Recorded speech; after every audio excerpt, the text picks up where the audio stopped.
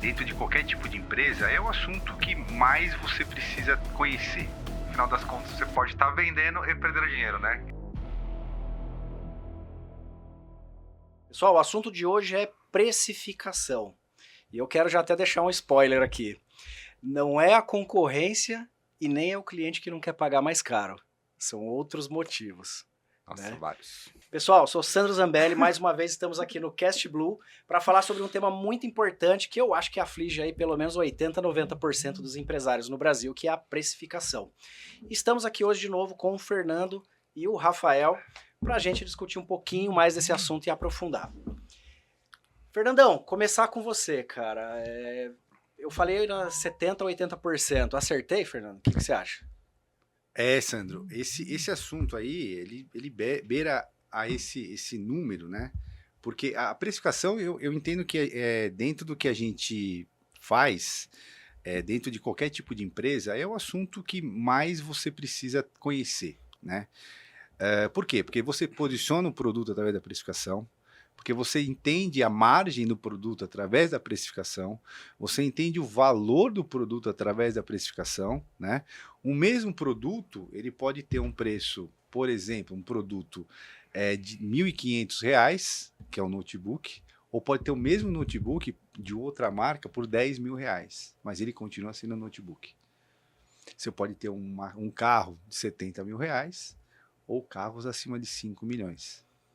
Mas continua sendo carro, né? Alguns têm diferença, um banco de couro, um acabamento melhor, mas um motor função, melhor, mas né? não dá para dizer que ele custa 20 vezes mais 20 vezes mais. lá no custo. Ele gera valor, é outra coisa, então. Exatamente. Então, o preço, né, aí trazendo o que você falou, é a ciência humana, né, econômica, eu acho mais sensível de qualquer tipo de empresa, né?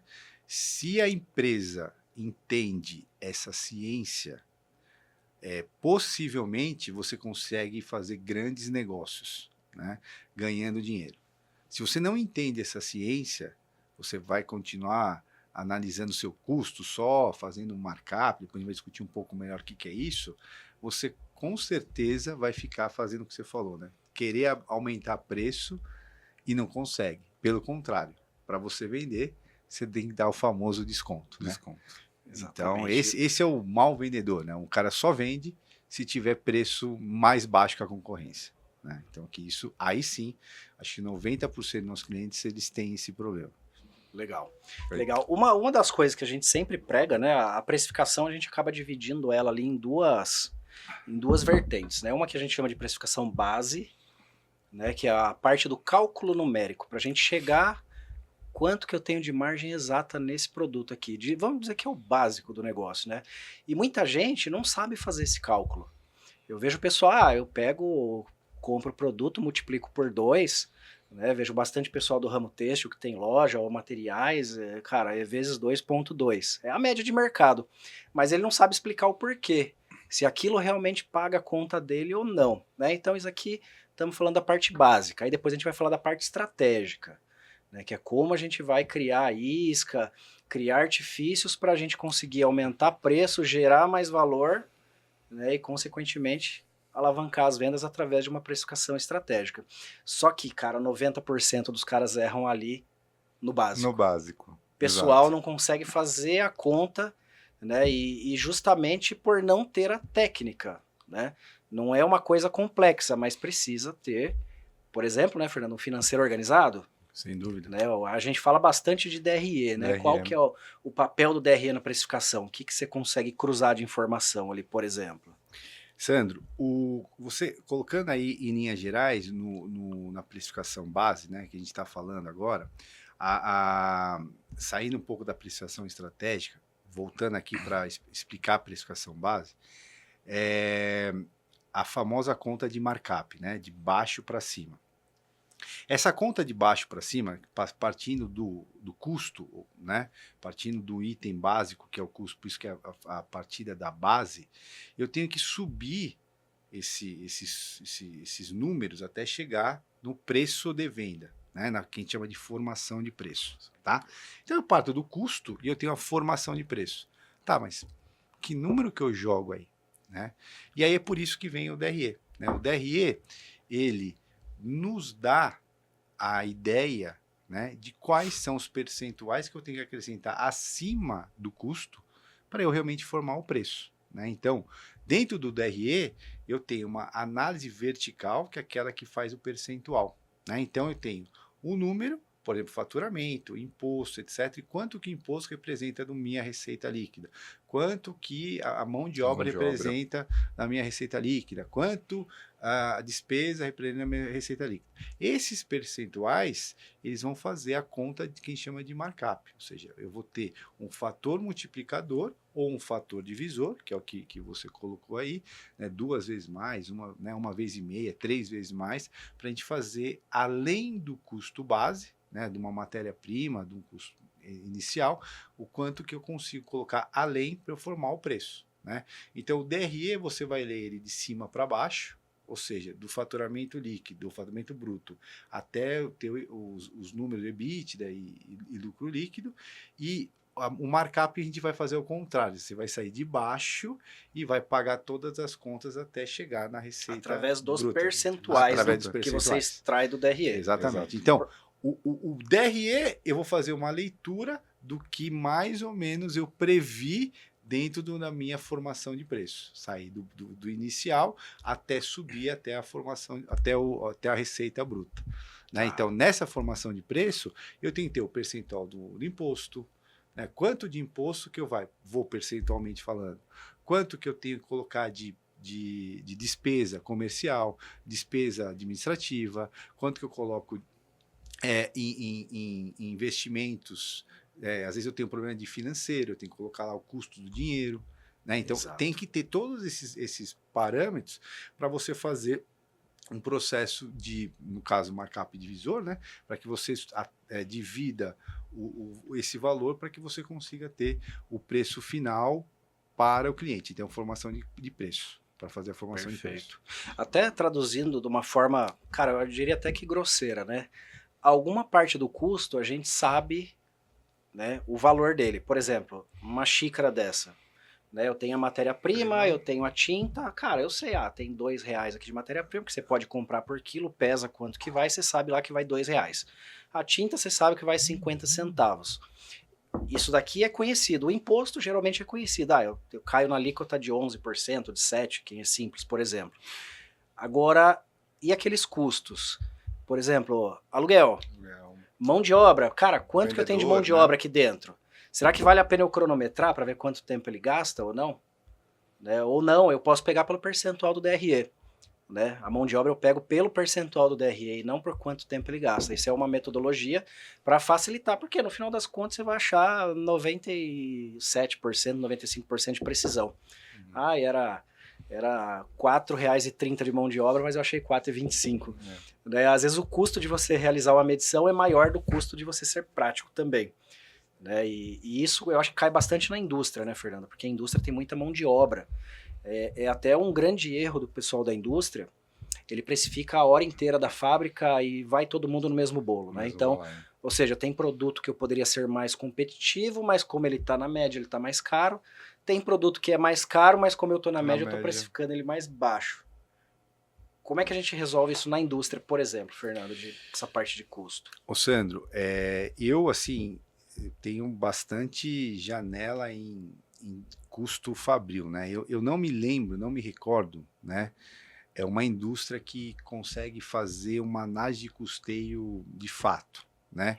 Que fala assim, cara, realmente é o custo que de fato a gente consiga ter do jeito que você falou, né? Divididinho, né, por linha de produto, por linha de fabricação, né, que realmente não onere aquele produto, ou seja, aquele produto não está pagando a conta dos demais. Né? Então, o custo é muito importante entender isso.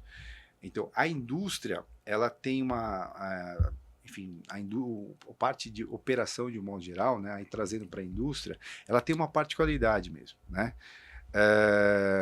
Porque assim, o ponto crucial, né, de alocação de material, né, você já tem a possibilidade de fazer em ordem de produção, né? Então, ou ordem de produção ou ordem de serviço. Né? O que as pessoas, de um modo geral, elas costumam fazer? Elas entendem que a ordem de produção ela gera uma hora de produção, e a partir dessa hora de produção, eu vou conseguir alocar os materiais e vou fazer um geral sobre a mão de obra inteira. Né? Então, o que as empresas fazem? Né? Então, vamos dizer que eu tenho, sei lá, tantas horas disponíveis, né? Essas horas disponíveis eu gero uma quantidade de peças feitas e eu vou fazer no final do mês o quanto que eu tive de peças feitas dividido pelas horas disponíveis e eu faço essa alocação média nas horas de produção. Isso é o padrão que as médias empresas fazem. Né? Agora, cai realmente no que você falou, né, Sandro? O que, às vezes, essa média, ela não reflete a realidade, né? Então, o ideal mesmo é você olhar dentro da sua fábrica, e aí a estratégia de custo precisa entender isso, né? Primeira coisa, a estratégia de custo, ela precisa suportar o que eu tenho no mercado, né? Então, se eu tenho uma linha, eu preciso entender se essa linha, ou se esse trecho de fábrica é tão ou mais competitiva em relação ao mercado. Né? Então, por exemplo, se eu tenho um custeio geral, talvez eu mascare.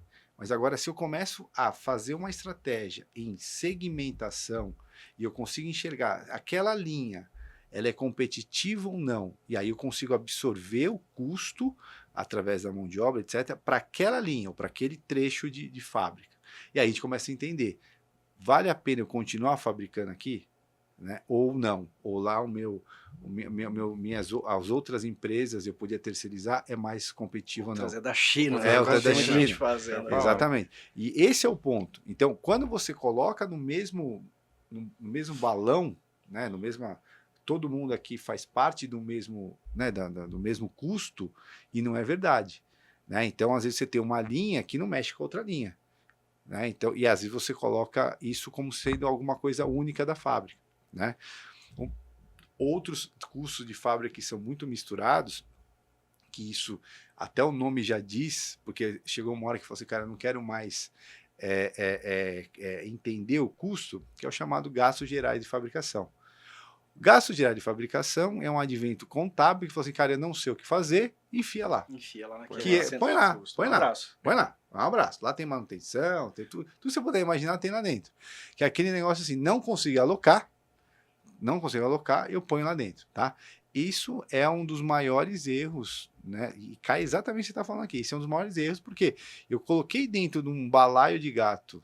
Às vezes eu tenho uma linha que tem manutenção praticamente zero, acabou de chegar, exatamente. E a outra linha está praticamente capenga, só que como eu fiz no GGF tudo, essa linha que não tem manutenção, ela pagou, ajudou a pagar a conta daqui Sabe que tem eu manutenção. Vi um desse daí, mais ou menos uns 5 anos atrás, uma empresa de óleo, tinha um aditivo que ele era usado só para um produto. E o que acontecia? Ele estava lá no GGF, esse aditivo, ele era 0,5 quase do faturamento. Só que ele servia só um produto, só que ele estava dissolvido no percentual, encarecendo todos os outros. Isso daí, isso é comum, né? Infelizmente, isso é mais comum do que a gente imagina, tá? Não é uma coisa que você fala assim, não, vocês são... Não é isso. Eu acho que tem que fazer um paralelo aqui.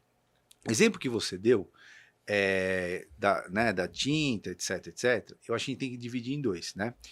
Quando de fato ele é algo menor, né, a relação entre, né, a hora que você começa a ir analisando, pô, é muito mais difícil eu ficar alocando tudo e eu fazer o grosseirão, porque o custo de você buscar às vezes é mais caro mesmo. Mais caro.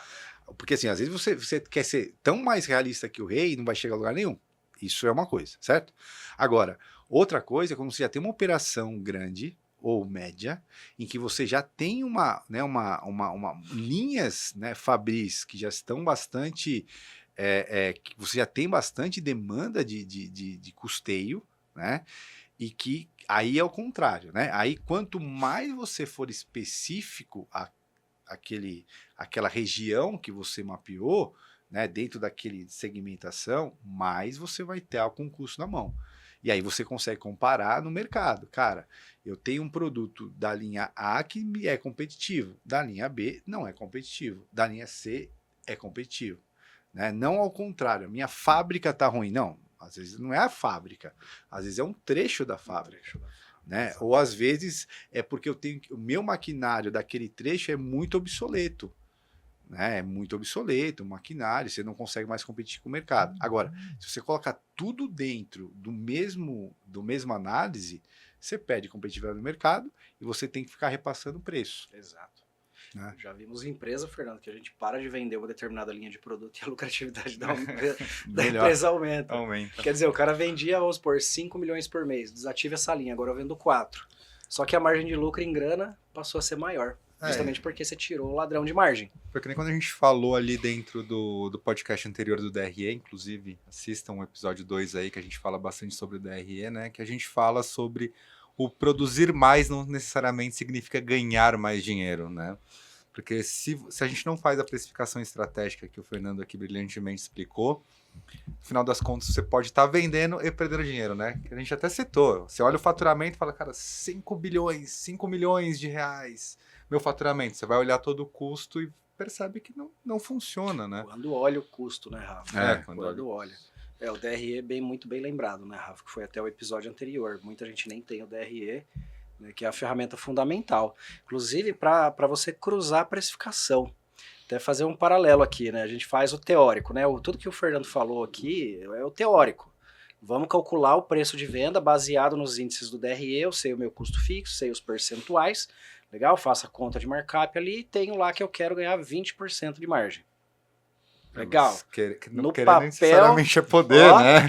Ficou lindo, Bonitão. né? A empresa, cara, 20%. Aí eu vou contar de outro erro ainda também, que é bem comum também, e que aí já entra um pouquinho na parte estratégica, né? Mas ainda falando dessa parte básica. Aí o cara determina que ele vai ter 20% em todos os produtos da empresa dele, vamos supor. Só que aí você olha no DRE, dá 5% de lucro. Geralmente é isso que você falou, Normal, né, Fernando? isso é o normal. Tem um ladrão de margem. Você vai ter produto que vai estar dando 20, outros vai estar dando menos 1. Né? Aí você tem o ladrão de margem, você não enxerga, por isso tem que fazer essa checagem cruzada também. A ferramenta DRE é fundamental para a gente poder cruzar, não só extrair a informação, mas depois, cada fechamento de mês, eu vou lá e checo para ver se realmente aquilo aconteceu.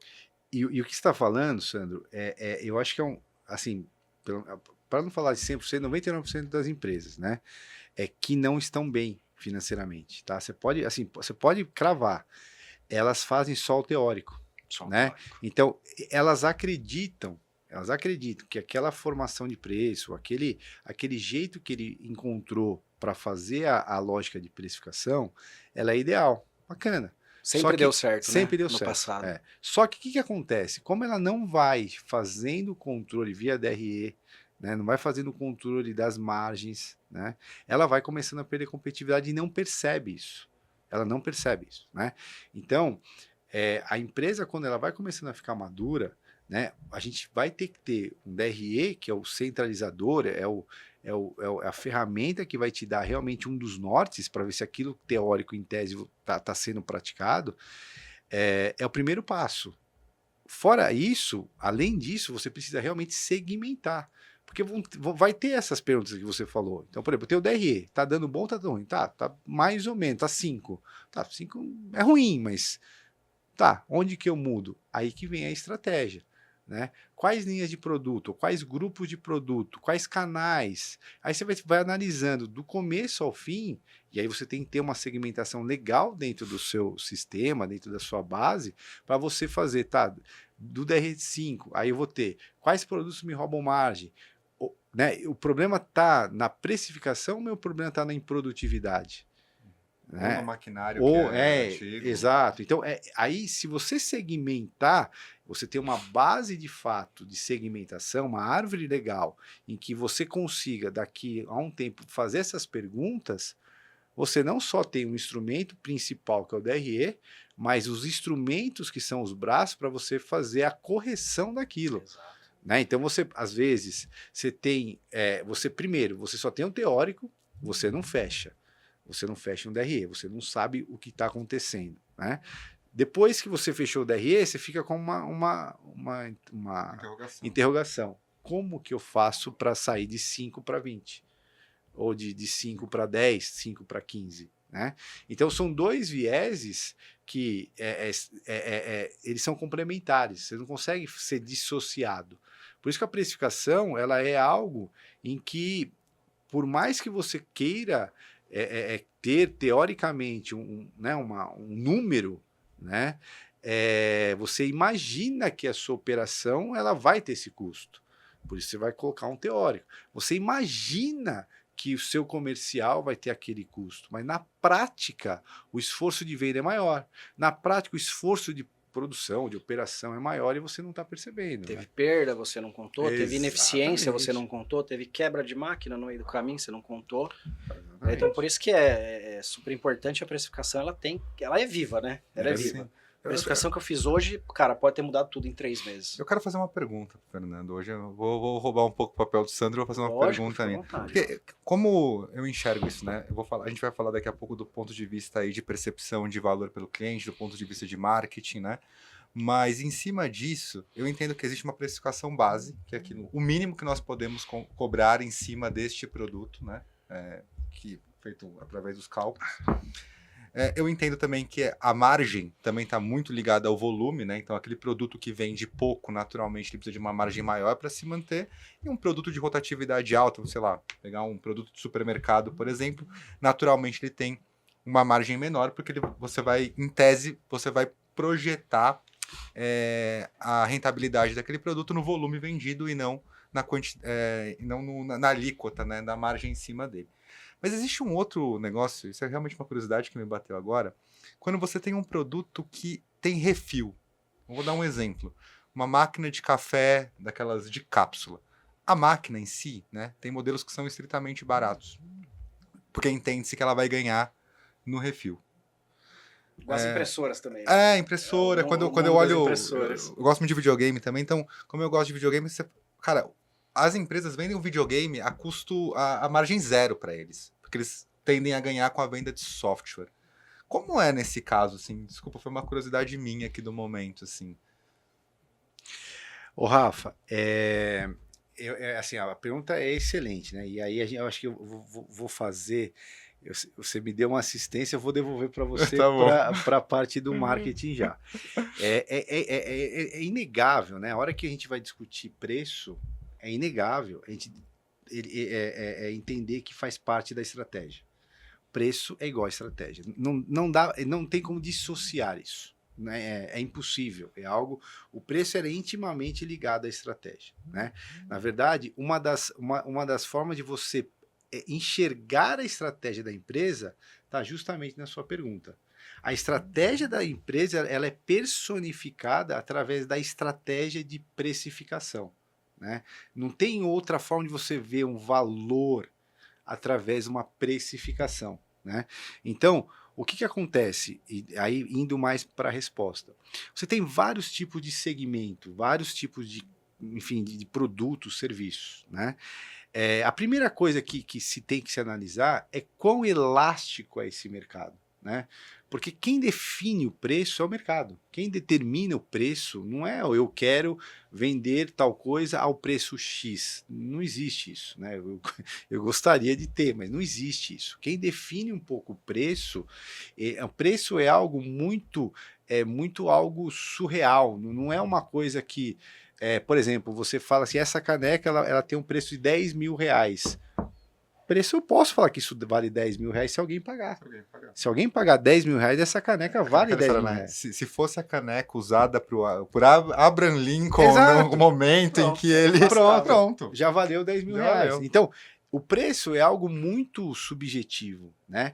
Por isso que uma base do preço, trazendo aqui sem tanta loucura, ela é o mercado. Então, a elasticidade do mercado vai dizer para a gente se aquele preço que eu gostaria, se é possível praticar ou não. Né? E aí, quando você entende essa primeira fase, se o preço é possível ou não, eu tenho que olhar via nossa empresa se eu consigo, dentro do jeito que eu trabalho, se eu consigo chegar naquele preço ou não. Tá certo? Então, a primeira coisa, eu olhar no mercado se isso faz sentido ou não. Segunda coisa, se o meu custo, ou minhas despesas, eu consigo ser competitivo naquele mercado. Feito toda essa análise, aí eu vou subir mais um patamar. Eu subo para a parte estratégica, que é isso que você me perguntou. A parte estratégica, se eu tenho isso dominado, aí é uma brincadeira de criança, porque é acelerar e brecar. Porque se eu dominei o mercado, eu entendo como é que funciona a lógica de preço, eu entendo como que eu brinco no meu custo e despesa, aí eu posso brincar, cara, esse produto aqui, margem zero, por quê? Eu não vou ganhar aqui, eu vou ganhar aqui. Então, para eu conseguir fazer o que você falou, eu tenho que ter um domínio tão grande de marca, eu entender que o meu mercado, eu consigo colocar um preço X, e eu consigo ser competitivo nesse preço X, certo? Então, eu estou falando de marca, você vai falar mais sobre isso. Segundo, eu tenho que ter um domínio, DREs, etc. Eu tenho que ter domínio sobre custo, né? Sobre meu custo, isso, minha despesa, eu tenho que ter um domínio muito bom, porque quando eu entro em precificação estratégica, quando eu entro nesse movimento estratégico, aí sim eu consigo fazer com que eu penetre no mercado, né, de um jeito, sem ganhar muito, ou ganhando quase nada. Exemplo, a impressora, exemplo, o game, exemplo, outros, né, o café que você falou. Eu entro com uma perspectiva de ganho muito baixo, pensando em LTV, fazendo um ganho por consumo de refil, ganhando como recorrência o SaaS da vida, etc. Né? Então, esse mecanismo de venda ele é estratégico, esse mecanismo de venda ele tem que estar baseado num controle muito severo dos itens anteriores que a gente falou. Né? Se eu não tenho um DRE, muito bem, se eu não tenho uma cultura de fechamento, de análise sistemáticas, fazer um negócio desse, vamos dizer assim, em 2, 3 meses sua empresa está morta, quebrada. Eu diria que até um exemplo até mais simples, que é igual do videogame ou igual da máquina de café para as cápsulas, é um exemplo mais comum, supermercado. Você vai falar, mas o que tem a ver o supermercado? Cara, você vai buscar cerveja lá hoje, tá na promoção por R$ 2,99. A gente faz varejo. Muitas vezes ele pagou R$3,12, tá? R$3,15 ele tá vendendo a R$2,99. Só que o carrinho de compra que o cara vai deixar lá, ele vem buscar a cerveja, mas já que eu estou aqui, Perfeito. Eu vou levar o bombril pra mulher, vou levar o palito de dente, o pacotinho de vela. Cara, então são coisas que tem uma margem absurda. O cara pega vezes 4, vezes 5. Só que os produtos competitivos, não, esse aqui tá com a margem ralada. É o console dele do videogame, certo? Console... Cara, lucro zero, porque eu vou vender aqui, eu vou vender software e cartucho. Porque daí a gente entra o quê? Na formação de base, né, de consumidor nesse caso, né? Daí o preço ele impacta. Você vende mais barato para formar base, então mais pessoas têm hoje, sei lá, um PlayStation, mais pessoas compram no mercado X porque a cerveja é mais barata, né? E por aí vai. Então, porque quando você forma base, então você desbanca a sua concorrência. Isso, a gente tá falando de videogame, coisa do tipo. Mas se a gente for pro mercado mesmo, financeiro, por exemplo, você pode pegar a Uber, o Spotify, a Netflix, foram empresas que, por anos, sofreram prejuízo. Prejuízo, assim, prejuízo grande, sabe, de não faturar nada. Mas por quê? Cobrava barato, formou base. Cara, ninguém bate comigo nesse segmento. Ninguém mais bate comigo. Ninguém consegue entrar. É muito difícil hoje alguém competir com o Uber ou com um Spotify, por exemplo, iFood, nos mercados um do iFood iFood, da vida. no mercado Como é que a deles. precificação é louca. Você falou do Uber, eu tava vindo de Uber hoje pra cá. E aí eu tava conversando com o Uber e, sem querer, eu falei com ele, cara, e aquele aplicativo da Prefeitura de São Paulo que ia prometer pagar? Porque ele tava falando, cara, o iFood tem corrida que ele morde 50% da gente. O Uber. A Uber. Uber, Tem corrida que 50% a Uber morde do motorista. Tem corrida que é 20%. Eu não sabia disso. Eu achava que era na média 25%. Ele falou que tem corrida que é até 50%. E aí ele tem que ficar calculando, cara, quantos quilômetros que vale a pena, quantos reais por quilômetro ou não. Mas enfim, a história é de lá de São Paulo. Eu perguntei, pô, mas e aquele aplicativo que o governo falou que ia fazer tal, que ia ficar só com 5%, 10%? Ele falou, cara, até existe em São Paulo, mas não tem passageiro. Não tem passageiro. Não tem passageiro. Porque é isso. Primeiro que não tem divulgação, né? E segundo que a precificação dele, então você imagina, você vai pegar uma corrida, é R$50 no Uber e no outro é 48. Você, não, eu vou de Uber, que eu já confio, já tá instalado no meu celular, meu cartão já tem tá frota configurado maior, lá, vai tem uma chegar frota mais maior. rápido. Aí ele teria que ser muito mais competitivo para ele bater a Uber, certo? Ele ia cobrar 35 nessa mesma corrida. Daí não paga. Aí ele não consegue repassar o mesmo valor que a Uber repassa pro motorista. Então você vê que isso que você falou, Rafa, você criar uma base, cara, olha o poder base. que ela... Cara, nem de graça, com um aplicativo grátis, o governo vai conseguir bater uma Uber mais. É difícil porque a gente vai entrar o quê? Na percepção do cliente em relação ao valor daquele serviço. Exato. Porque a gente colocou o Uber aqui na mesa, O Uber, quando ele começou, ele era conhecido pelo serviço super VIP. Quem pegou essa época aí? É verdade. Pô, tinha aguinha, balinha. Então, o Uber tinha a percepção de ser aquele serviço num preço justo, com um tratamento legal, que veio para desbancar o táxi. Beleza. Hoje o Uber não é mais assim. A percepção que as pessoas têm do Uber hoje é muito mais pela função do que ele existe. Me leve de um lugar para tal lugar no menor preço possível, ou se eu quero um conforto a mais, logo pago mais. Então, o Uber, como o preço, ele tá ligado a essa percepção. O preço é sensível à percepção do A essa consumidor. percepção. Totalmente. Totalmente. Eu pago mais caro para estar num Black por uma coisa que no começo o Uber me oferecia por padrão, Por padrão. Pro padrão. né? É. Então, hoje o Uber, as pessoas pagam muito mais pela função que ele existe de fato do que por isso. E tem muita gente disposta a pagar mais para ter o serviço extra. Tem aquela técnica, né, que a Uber usou, que a iFood usou, né, que entre outras marcas usaram aí grandes, principalmente que tem tecnologia, né, aliás, que é indicada para tecnologia mesmo, que é aquela Blitz Scaling, né, que é justamente isso, né, você entrar no mercado, para você desbravar o mercado, colocar dinheiro, formou a base, a hora que você forma a base, você começa a brincar com preço. Né? Começa a brincar. Você vê a própria Microsoft, né? Na época, não agora, né? Então falando lá na época, lá bem de trás, era Open Office, né? Então você podia usar, você usa lá, fica tranquilo, não precisa de licença. A gente se adaptou a usar o Excel, a gente se adaptou a usar o PowerPoint, a gente se adaptou a usar o Word. De repente o cara fala, então, Só que agora Agora custa um... tem uma agora licencinha. Vamos fazer Agora tem uma licencinha. licencinha. Só que você vai se adaptar com aquela outra planilha do OpenOffice, né? Não é a mesma coisa, né? Então, você já se adaptou com o Excel. Né? Então, assim, o que a Microsoft fez? Foi justamente isso, desbravar o mercado para esse tipo de produto, né? Mais pessoas começaram a usar e chegou uma hora que falou, amigão, agora eu vou cobrar. Mas eu recebi no meu celular essa semana passada, não sei. Eu assino ali o Drive do Google para ter um pouco mais de espaço, né? Cara, olha como isso. O negócio começou custando acho que R$3,99. Pô, R$3,99. Baratinho. Bacana, batinho. Só que daí você começa, suas fotos estão lá, Os seus vídeos arquivos pesados, estão lá, vai o só vídeo subindo. pesado tá lá. Aí daqui a pouco eles viram e falam, então, reajustezinho aqui, R$5,99. Você fala, pô, Tá bom, né? só que aqui, já chegou agora o plano que eu pago em R$9,99. Pô, continua sendo barato. Sim. Continua sendo acessível. Mas, cara, a gente pulou de R$3 Quase o dobro, né? Triplicou. Triplicou. Triplicou A gente o preço. triplicou o valor. Entendeu? E a gente continua pagando porque é a sensibilidade. Também é a sensibilidade. Se eles pulam de R$3 para 50, que um dia vai custar 50 pau esse negócio, certeza. Vai. Você fala, caramba, assim, a Netflix fez isso muito bem, né? Precificação. Ela começou com R$14,99 aqui no Brasil. Hoje está custando 55. Em 10 anos, esses caras também mais que triplicaram o valor Mais que deles. triplicado. Mas não foi de 14 para 54. Não. Foi Ele 14, agora é 18,90. Aí depois desmendou Agora os planos. Agora tem o plano agora é familiar, plano- plano individual, e aí você vai... Que é a mesma lógica que a gente brincando falou com a do Uber. precificação. Ele Ó, começou a Olha brincar. como a estratégia da precificação tá aí, tá?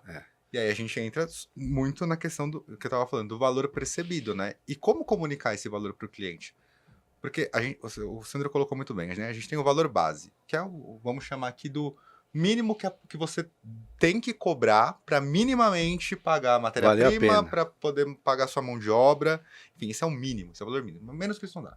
E aí você começa a fazer o que através do próprio marketing? Agregar valor. E esse agregar valor, ele é muito amplo, porque você pode agregar valor porque você usa uma matéria-prima de mais qualidade, uma bolsa, por exemplo. Cara, tem bolsa de R$10 mil aí, Louis Vuitton, Gucci da vida, R$10 mil. É uma bolsa, a função dela, ser uma bolsa, colocar coisa dentro. Ah, mas você tem que ver que é um couro específico tirado do Himalaia. Ok, você está valorizando o teu produto através da matéria-prima que ele usa, logo vai durar mais, tá? Mas não é só isso. Isso aqui sozinho, por exemplo, não venderia a bolsa da Louis Vuitton. Não. Não, peraí, é a bolsa da Louis Vuitton. É a bolsa da Louis Vuitton.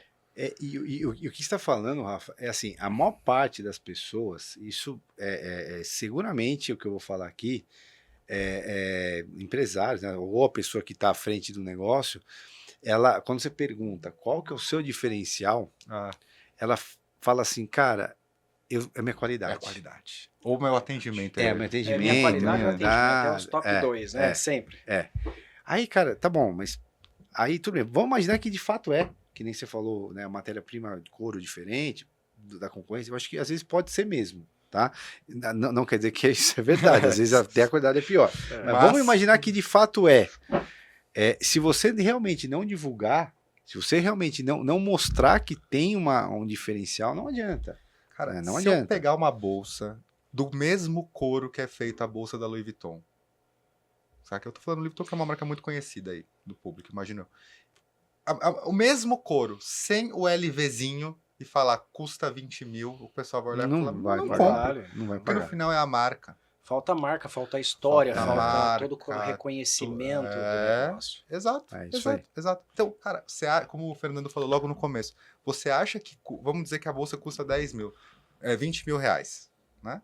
Você acha realmente que custa 10 mil para produzir aquela bolsa? De Não. coração, você realmente acha? Não dá. Não custa. Foi mal, não Porra, custa. e não é da noite pro dia, né? Que Não a é gente da vai noite pro criar dia. uma marca dessa, né? Senão, Isso, né? aqui, isso é história, né? Aqui é marketing puro, né, Marco? Não, mas tem muitas marcas que elas... como a gente tá falando de estratégia, né?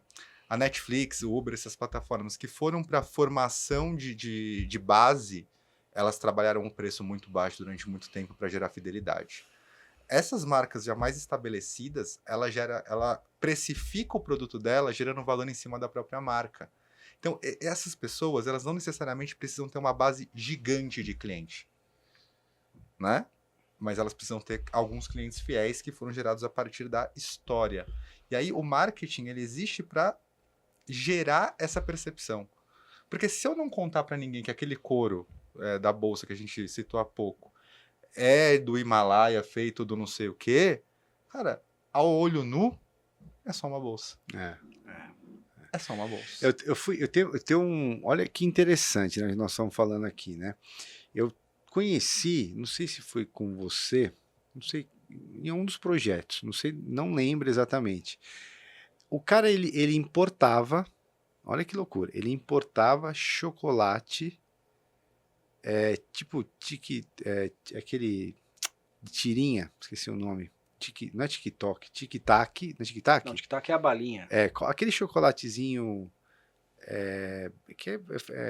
ele é, enfim, Cara, na me fugiu Nestlé, o nome dele, cara. O Kit Kat. Kit Kat, nesse padrãozinho de chocolate, tá? Não é aqueles Milka, tipo, mas é mais ou menos um padrão de Kit Kat, não é lá para baixo, ele importava esse tipo de padrão de chocolate, né? E aí ele vendia pro varejo. Eu falei, cara, como assim, cara? O preço dele acho que era, não lembro quanto, mas assim, eu vou chutar, tá? Eu vou chutar, mas era assim, R$5, R$8, R$10, chegava até R$20 a mais. Era algo assim assustador. O Kit Kat brasileiro, né, que estava lá, ele ficava na área de importados, tá? Ele não ficava na mesma gôndola. Sim. Exatamente. Ele fica na área de importados. Então, isso, óbvio que não é na mesma área dos nacionais. Mas é o mesmo Kit Kat, em tese. É o mesmo, é o mesmo. Exato. Se pegar ali, lógico que a embalagem você vê que é importada e tal, mas é o Kit Kat. É o Kit Kat. E eu falei, cara, me ajuda a entender. Como é que, não sei, você está importando um produto que já existe aqui? Ele falou, não existe.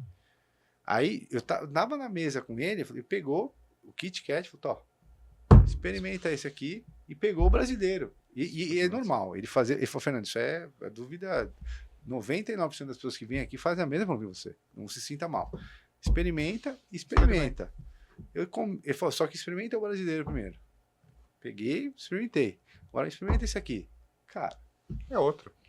Nós estamos falando, exato, então nós estamos falando de um, cara, é a mesma embalagem praticamente, mas internamente, você é louco. É a matéria-prima, né?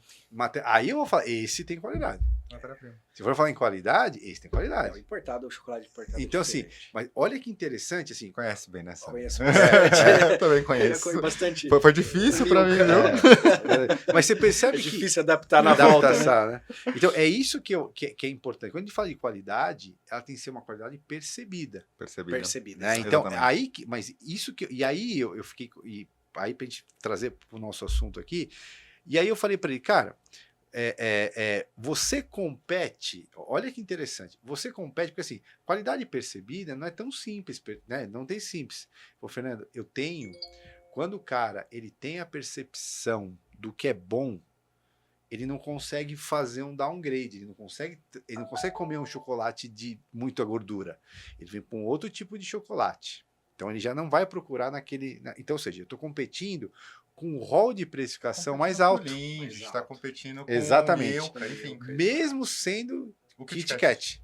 Então, aí eu tenho duas percepções que são interessantes. Primeiro, o cara ele já fez uma distinção. Essa galera de chocolate já esquece para mim. Eu já vou pôr uma outra galera. Posicionamento. Posicionamento. Então, eu tô falando de posicionamento.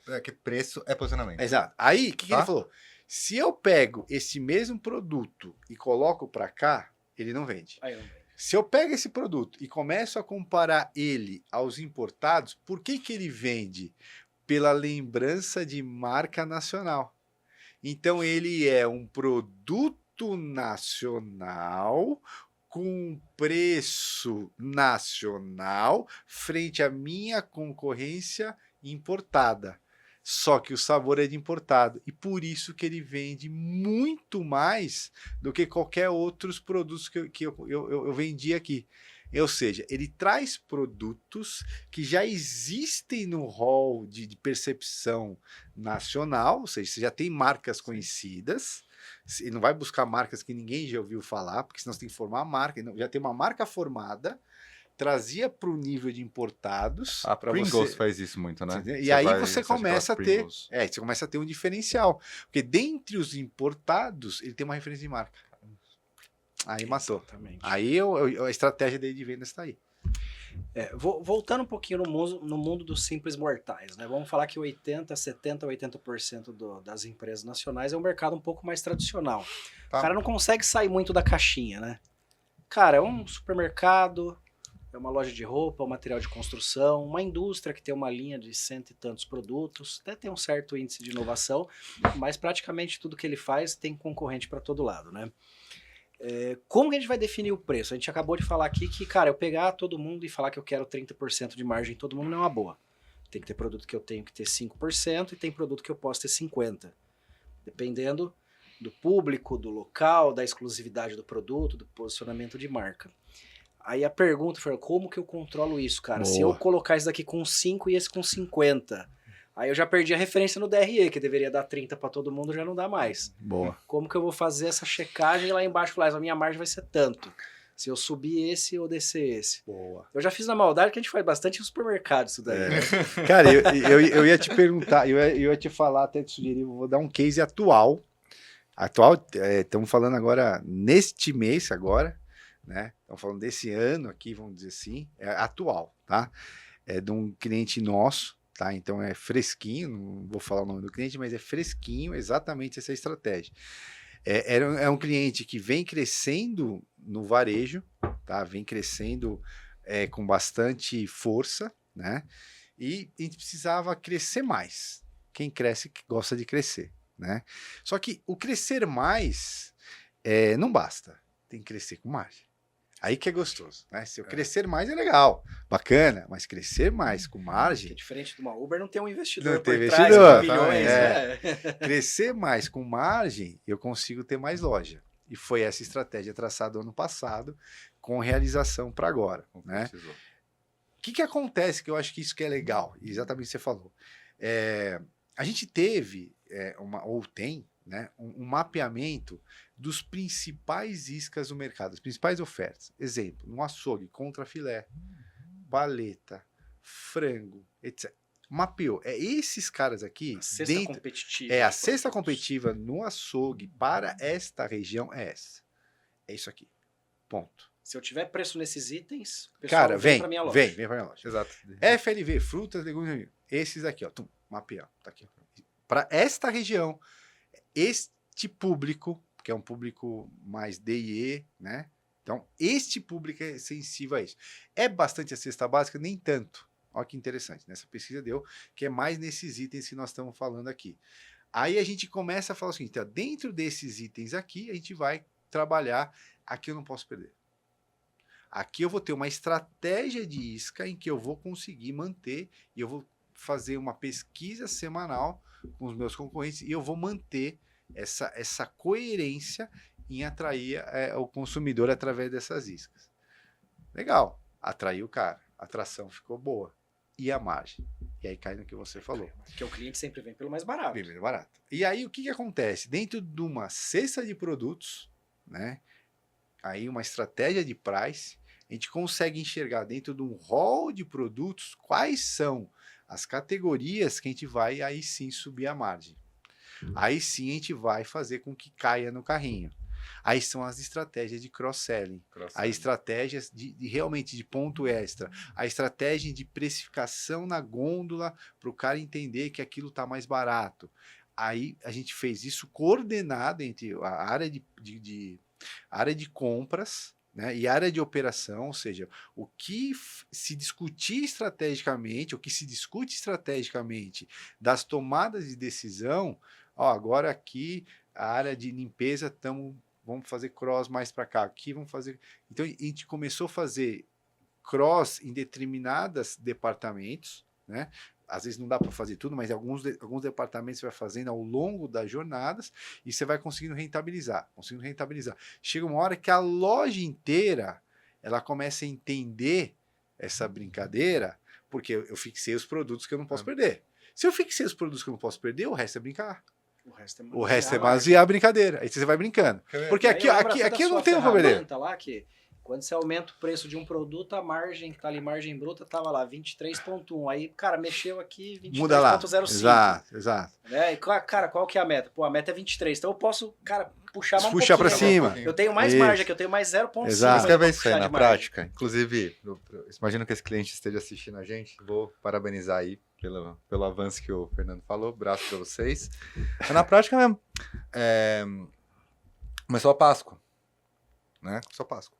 A gente tem o dia do cacau, por exemplo. Uma ação que a gente fez, prática isso. Cara, o ovo estava com um preço um pouco mais elevado esse ano. O que a gente fez? Perto do ovo, a gente torou de caixa de chocolate, barra de chocolate, caixa de chocolate na oferta. Por quê? Porque eu quero que a pessoa não compre o ovo. Não é porque eu não quero que a pessoa não compre o ovo. Só que a pessoa acaba comprando o ovo pro filho, pro afilhado e mas pra tia, pra irmã, pro sobrinho que enche o saco. Leva barra. Chocolate. Assim, cara, legal, estamos com a margem no ovo, só que eu rentabilizo também a pequena levada. Entendeu? Se aquela caixa de chocolate não tá lá, o cara olha o preço do ovo, pega o do filho, leva e não leva. Ah, mas não vou levar uma caixa pra minha irmã, né, o marido, a esposa cutuca, ele vai levar pra mamãe. Cara, se o produto não tá lá, essa conversa tem menos chance de acontecer. Então, esse posicionamento que o Fernando traz, ele é essencial. Isso estou traduzindo na prática um pouco, né? O que a gente fez, né? O que a gente faz, né, na prática, para responder um pouco a pergunta que você está fazendo, né? Ou seja, você realmente... esse mercado saiu de menos tanto de EBITDA, passou para 3, hoje está em 5 e a gente deve chegar em 7 esse mês. Nós estamos falando 3 anos, não é uma coisa de... Mas bem acima da média do setor também, né? Então deve chegar em 7 esse mês, né? Então em termos de não só teve um crescimento absurdo de faturamento, né? Como neste ano a gente começou a aumentar bastante a margem, né? Ou EBITDA, assim, e por diante. Só para fechar, na parte da indústria, né? Aí depende muito do canal de vendas, né? Acho que o canal de vendas ele é determinante para você entender como é que são as estratégias de preço, seja para distribuidora, seja para o varejo. O melhor exemplo disso é o online contra a loja física. Exatamente. Exato. Esse é o melhor exemplo, né? Até uma pergunta que eu queria te fazer, Rafa. Cara, a gente tem ali toda a estratégia de precificação, né? E aí eu tenho estratégias digitais e estratégicas físicas também, né? Tem, porque é como você vai fazer a percepção do valor em cima disso, né? Preciso do produto agora. Nesse momento, eu não posso esperar um dia. Isso porque o comércio online tem se agilizado muito mais para poder abocanhar esse público da urgência. Mas tudo bem, vamos dizer que agora, nesse momento, uma farmácia, por exemplo, ela tende a ter um PDV muito mais forte. Porque eu preciso do remédio agora. Saí do médico, estou com dor agora. Né? Então esse tipo de PDV ele tende a ser mais assim. Agora, tanto que o varejo, né? Pegar empresas de varejo no geral, elas têm passado por um período um pouco mais complicado. Porque o preço do aluguel, mais o preço do funcionário que está atendendo, luz, energia, tal, para aquela loja física existir, você precisa colocar isso no valor do produto. Coisa que no digital é muito menor o valor dessa manutenção. Então, quando você vai para o PDV, nesse sentido, você precisa trabalhar muito o que o Fernando falou. Um cross-sell, uma oferta muito chamativa que faça a pessoa pensar pouco e levar, né? Mas para o online é outra coisa. Online é volume. Online tem pessoas do Brasil, do mundo inteiro procurando. Entendeu? Então tem muito mais volume. Aqui você precisa abocanhar o certo. Boa, maravilha. Bom, pessoal, então, para resumir nossa conversa aqui, se você está errando na precificação básica, né, olha o tamanho do universo de oportunidade que você está perdendo, porque ainda está faltando a parte estratégica, né? Tem várias técnicas de aumento de margem, de isca de cliente. Então, começar pelo basicão lá, saber, ter, cara, plena ciência do custo do seu produto, do que está envolvido dentro dele, qual que é a sua margem. Aí a gente começa a brincadeira da precificação. Se precisar de ajuda, chame a gente, Consulting Blue. Siga a Consulting Blue nos canais digitais, a gente tem YouTube. Vai. Caramba, os caras estão tirando barato de mim aqui. Não esqueça de seguir a Consulting Blue nos canais digitais, temos o LinkedIn, o YouTube e o Instagram, cada um com seus conteúdos diferentes, também no Spotify, que você pode escutar conteúdos iguais a esse aqui, no áudio e no conforto do seu carro. Muito obrigado e até a próxima. Valeu! Boa.